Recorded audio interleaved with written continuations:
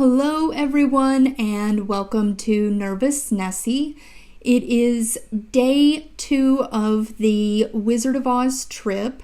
I am in Dodge City, Kansas, and since the first video of day 2 was already pretty long, I decided to break it up into 2 videos because I did want to show a good bit of the Boot Hill Museum and everything that is within the museum. As you can see, there is a lot to see in there, a lot to read about the history of Dodge City, the Wild West with Wyatt Earp and Doc Holliday, and the cattle drives that went through Dodge City. So let's check out the museum. So this is the Old West town area where they do the gunfight, the little show here. It's included in the cost of the ticket to get in, which is $16. But during the winter they do not have the show, and it's winter right now, so unfortunately they do not have the show. Now, some of these little businesses, actually you can go in and purchase things. For example, you can go into the general store, you can go into the saloon right there and actually have a drink with the bartender there. But inside this whole thing is you wind through, and it's actually part of the museum itself. But pretty cool little setup here. They do have an area here where it is an Old West photo parlor. They can actually have you dress up in the Old West garb and take photos. I'm not gonna do that, partially because of time and partially because I believe you do have to pay extra for the photos themselves. I'm not sure, but really, in the interest of time, I'm not gonna do the actual photos. But this is the seating area where you can sit and watch the gunfight. While this mock town has a general store, a saloon, and even an ice cream parlor where you can make purchases at, the rest of the stores are actually fake. They're fake storefronts. The reason why is because the museum is behind it. It is a maze of various rooms with different themes, and they have a very large collection of memorabilia from the time period. When you come in to the museum, they give you a map and show you where everything is located. That way you don't get lost.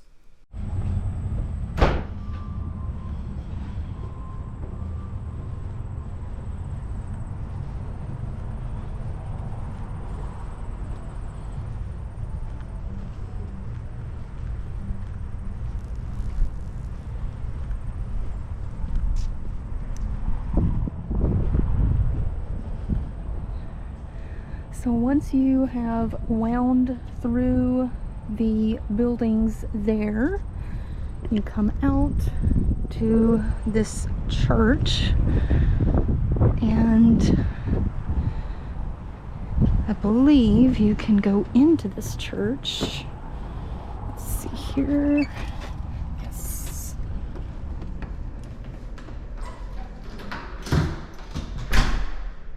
So yes, you can go into this church here, which is a very pretty church.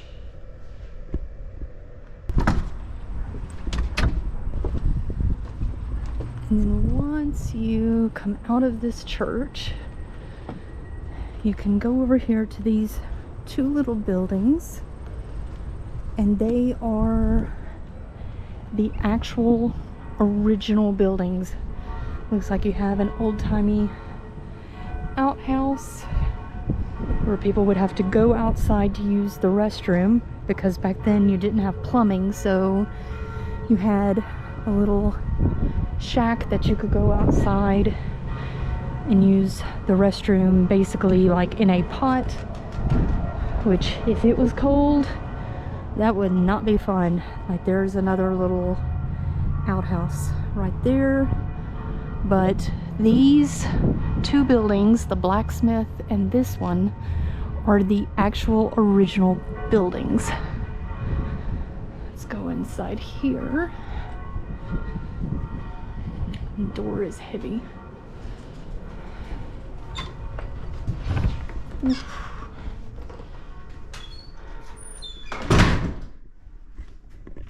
Door is heavy.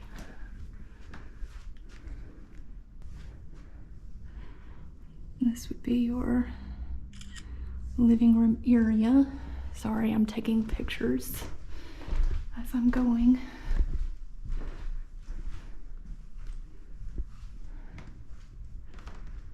And you'd have another little seated area here. Family would sit around and play piano. And if you didn't have enough pianos, I guess they put all these collected items in here because there's 1, 2, 3, 4 pianos. I would imagine realistically they'd only have one in their house. Looks like there is a second floor, but it is closed at the moment. The door is heavy. Don't make doors like that anymore. Got some little wagons out here.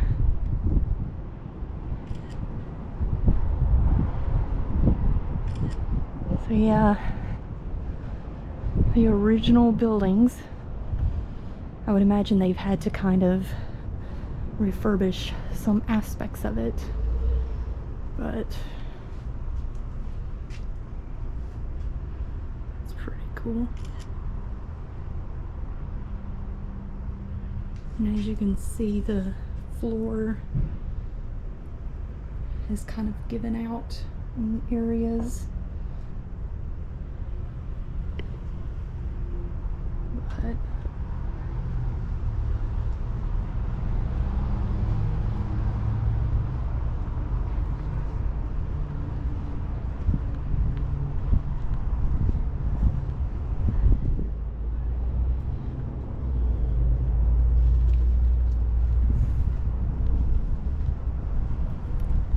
got an old pump well right there.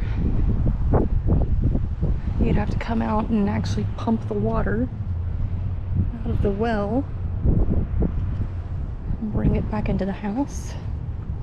So we're going to go on the other side, see what's over there. Okay, this is the actual jail for Dodge City. Little like 4x7 room for each one of the cells. You got a wood floor, and this is the original. And of course people decide to be complete jerks and deface it. I mean, why? But I mean, this is tiny. I'm 5'4", and this is maybe 5'7" of an entrance. Very, very small in here. Have the cemetery out here.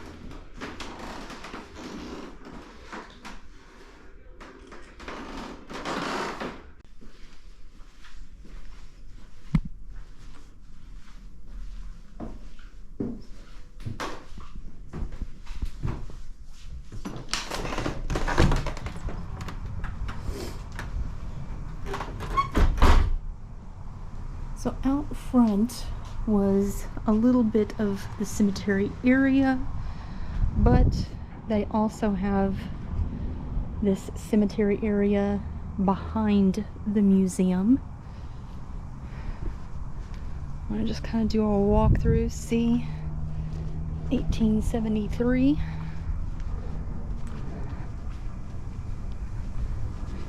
Now if you come here, as you can tell, the terrain is a little rugged going through here.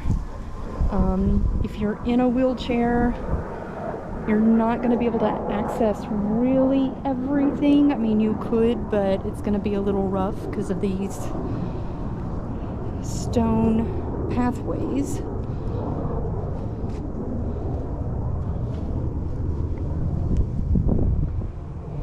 But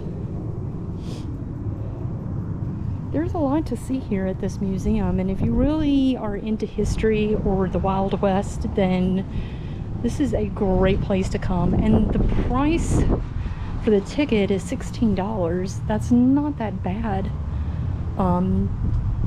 Now I'm gonna sit here and chat for a moment.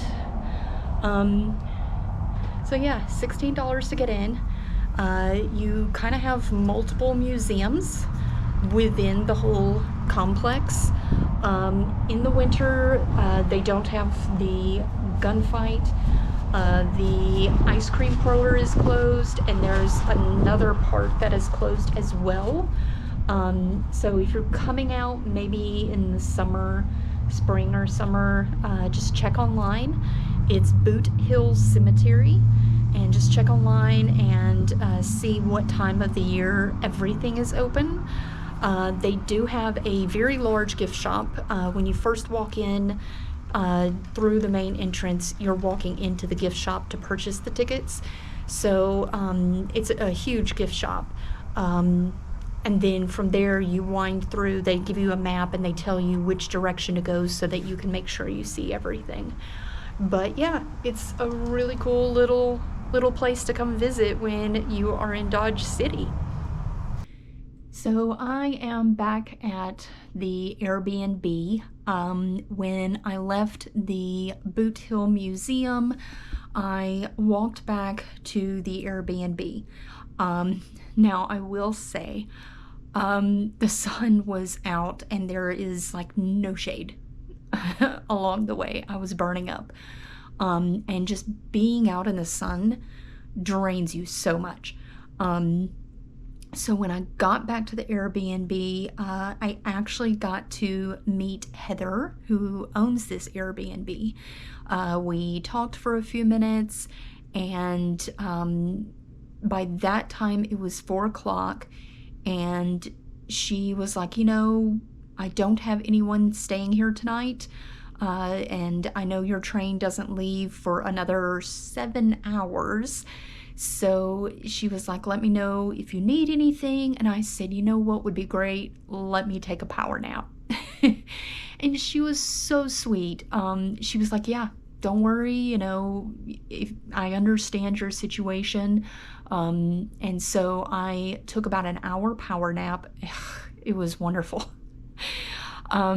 And then I kind of got myself situated. I was already packed, but I just wanted to get a few like little things done for myself because the train is supposed to leave, I believe, at 11:47 tonight, which from my experience on getting on the Amtrak trains, the lights out or time that everyone should be going to bed is early. I believe, if I remember correctly, it's like 9 p.m. So when I get on the train, everybody's already going to be in bed. It's going to be very, very quiet. I'm going to have to be quiet. So I don't want to make a lot of noise rummaging around. So I wanted to make sure that I got my stuff set up for success. And I don't know, I'm going to play it by ear and see if I am going to take a shower tonight or get up really early in the morning and take my shower. I feel gross. My hair is a hot mess and I feel gross. I would love to take a nice shower and wash my hair and everything tonight, but I know that that can be loud, and so I'm going to play it by ear for the layout of where the bathrooms are on the train versus where the bedrooms are, because if they're very close to the bedrooms, then I probably won't really get to take a shower, and I know that I won't get to dry my hair because the hairdryer is going to make noise. And it seems like on the train everyone gets up early because they want to get to breakfast, so if I took my shower and dried my hair in the morning, it wouldn't wake everyone up because most everybody's going to be up early anyway. So I'm going to play that by ear. Right now it is 6:40 p.m. and again, my train doesn't leave for another, what is that, 5 hours? 5 hours.